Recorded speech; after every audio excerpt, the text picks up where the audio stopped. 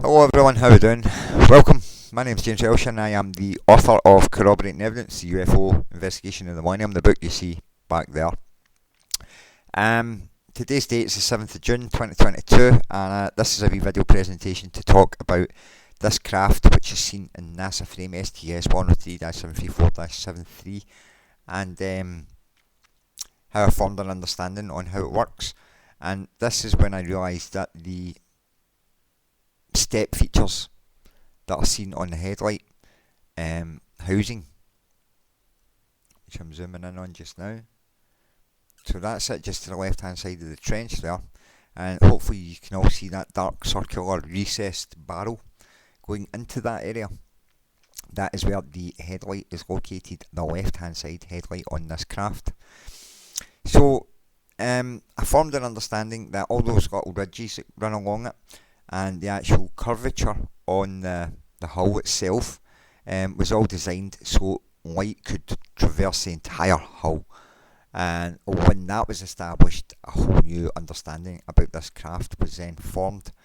I was on the right track to understanding and basically reverse engineering the process that involved behind the designing and the application of what the design of the craft was used for. So the craft itself is the engine. That's what's crazy.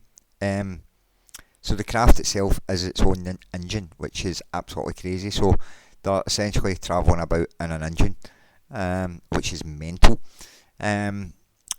So give me a second. I'm going to go and save my cat from impending doom because I can hear him scratching at the window, screaming for me. So give me a second. Right, I saved the day. Saved the day. Save the day, Betty. So let's have a look at frame 58. So as I say, I learned that these nodules were projecting lasers which are fired up the trenches. These holes at the bottom of the screen here, they're for an entirely different purpose. I'll cover them in another video. So yeah, I realised that the whole design of this craft was to accommodate the flow of lasers to run across the hull of the craft. So that was all helped by information that I acquired when at this time last year. So it wasn't until Christmas I actually realised that all the etchings that you see across the hull of that craft were all little tributaries for this laser light to trickle into, and it's all fed right round the craft, recycled again and again and again, and it multiplies and multiplies, and pretty soon the whole thing is enveloped in a plasma cocoon. So here is the details which is seen on ell.jsc.nasa.gov. And this is frame 58, and you can see the details here, and what you're about to see is this detail overlapped with the rendered copy of this detail. So I match it up and then I fade it in and out, and you get to see what you don't get to see here until the image has actually been cleaned up, and you can actually see the process involved with these lasers as they spin around this craft. Now obviously this generates a plasma, as I say, and then you can burn that off as a propulsion. So here is a little fade in, fade out, and I put that to a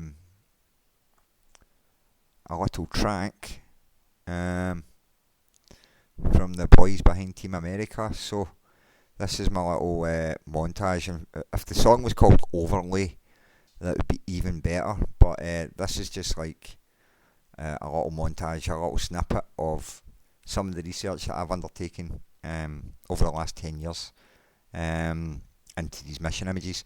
So here we go, guys. I'm hoping you find this insightful, and I will be discussing this plasma charge in other videos because I have evidence of it in Hessdalen, Norway. I have evidence of it in Shanghai all throughout December 1999, the same time these images were taken.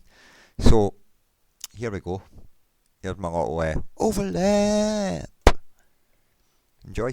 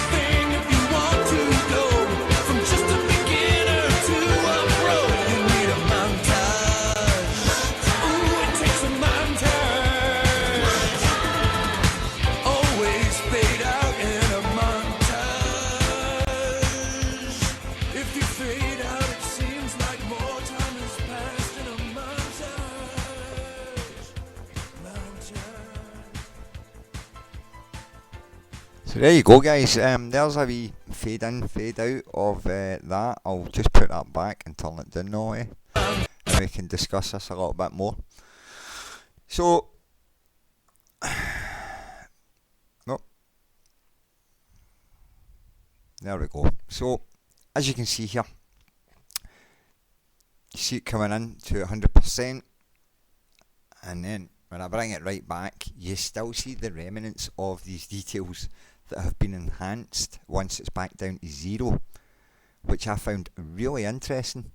It just showed me how good the guy was at getting all this detail exposed, and I was so right to get this area examined, because without this I wouldn't have been able to understand that this is the process which is being involved, and involves these trenches. The trenches are total, the whole entire craft operates as one big thing. It's the craft is the engine, as I say, and it's absolutely fascinating technology.